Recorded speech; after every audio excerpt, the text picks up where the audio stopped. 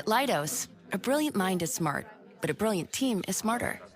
A ship that finds enemy subs is smart, but an autonomous fleet, that's smarter. Defending against cyber attacks? Smart. Stopping attacks before they start? Smarter. And using AI tools is smart, but integrating trusted mission AI into your technology is smarter. We're not just making technology solutions in national security and health. We're making smart smarter. Leidos. On today's Smart 7, Putin unleashes a ballistic missile, tributes to a larger-than-life Labour leader, and much more. It's Friday, 22nd of November, it's Flossing Day, and happy birthday, Scarlett Johansson. The Smart 7. It's news, but not the news.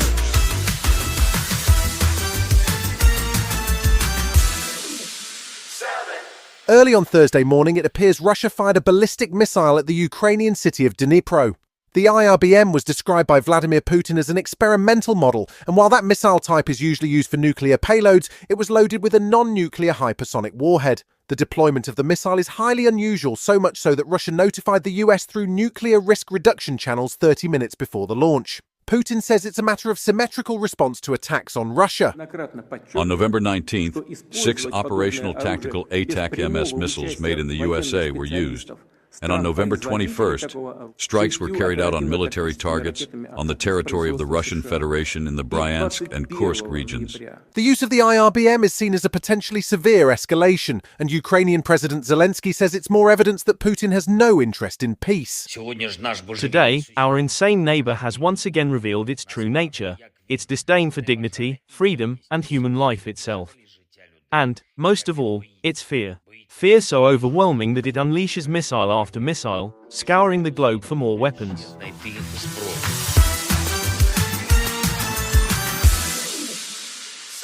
Thursday saw the International Criminal Court take action on Israel and Hamas. They issued a ruling that there were reasonable grounds for believing that Israeli Prime Minister Netanyahu and former Defense Minister Yoav Gallant bore criminal responsibility for the war crime of starvation and other crimes against humanity.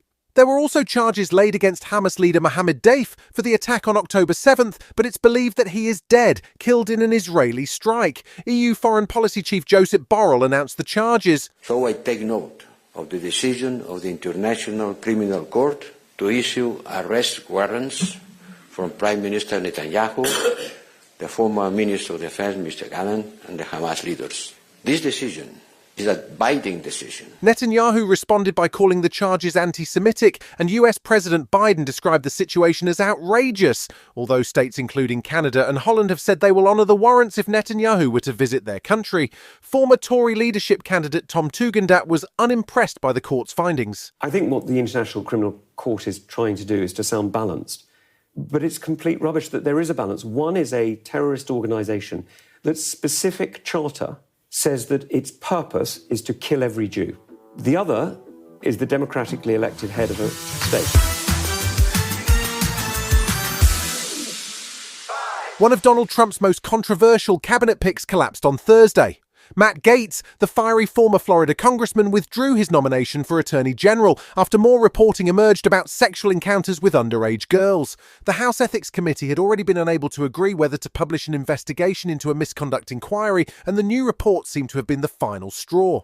Trump praised Gaetz for stepping down to avoid being a distraction to his agenda and instead nominated former Florida Attorney General Pam Bondi. The plot twist is that Gaetz may still be able to return as a congressman in the new term in January. He's not the only nominee in trouble. Fox News host and Defense Secretary nominee Pete Hegseth is under pressure over allegations of sexual assault, which he's trying to brush off. Did you sexually assault a woman in Monterey, California? I have, as far as the media is concerned, I'll keep this very simple.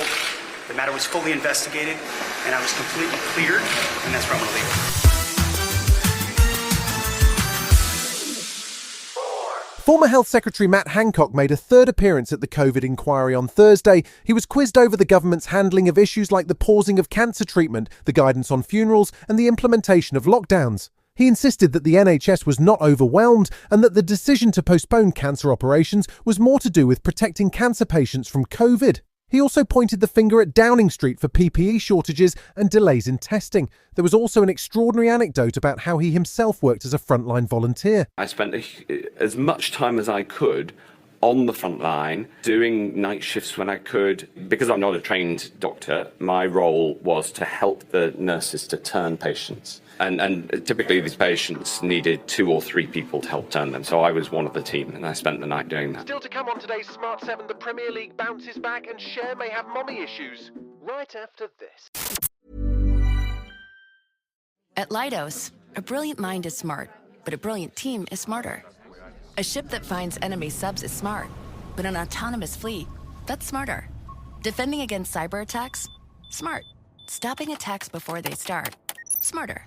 And using AI tools is smart, but integrating trusted mission AI into your technology is smarter. We're not just making technology solutions in national security and health. We're making smart smarter. Leidos. Welcome back.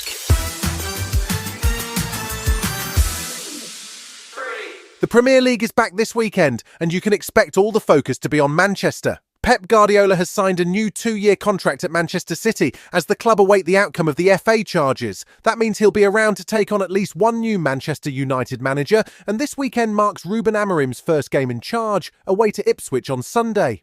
The weekend also sees Formula 1 in Vegas, and with only 3 races left in the season, Lewis Hamilton sounds like he'll be glad to see the back of his Mercedes after a nightmare in Brazil. I think just me being here, standing tall, I feel strong, I've been training well, I feel great.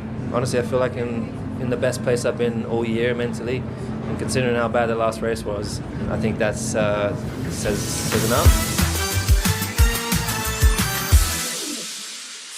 If you're looking for a Christmas stocking filler, you could do worse than picking up a copy of Cher's new memoir. It's part 1 of a 2-part series, but she's done a hell of a lot in her life. It's called Cher, the Memoir Part 1, which mightn't be the snappiest title, but the story of her life and her early years with then-husband Sonny Bono is truly extraordinary. When she went to divorce Sonny in 1974, she found out that she basically worked for him and wasn't receiving a cent for all her efforts. She popped up on the Howard Stern show to chat about what sounds like another slightly odd relationship, the one with her mother. My mother was very, very strange. She was loving, but she was crazy. My mom was the only person that believed that I would be something. Right. She would say, you know, you're not the prettiest, you're not the smartest, you're not the most talented, but you're special. And when you grow up, you will be special.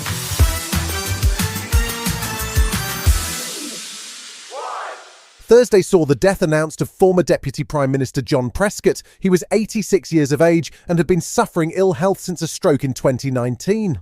The definition of a larger-than-life character, he became internet famous for punching a protester who threw an egg at him in 2001. But he dreaded that becoming his only legacy. He was a former trade union activist and merchant seaman who became a crucial part of Tony Blair's New Labour. Tributes flooded in from across the political spectrum, from Tony Blair and Gordon Brown to the King and current Labour Prime Minister Keir Starmer. Rest in peace, John. As one of the key architects of a Labour government, John achieved that rare thing. He changed people's lives and he set the path for us all to follow. And I will always be grateful to him for that. You've been listening to The Smart 7. We'll be back tomorrow at 7 a.m. Hit that follow button and have a great day. Give us 7 minutes and we'll give you the world. At Leidos, a brilliant mind is smart, but a brilliant team is smarter. A ship that finds enemy subs is smart, but an autonomous fleet, that's smarter. Defending against cyber attacks? Smart. Stopping attacks before they start? Smarter. And using AI tools is smart, but integrating trusted mission AI into your technology is smarter. We're not just making technology solutions in national security and health. We're making smart smarter. Leidos.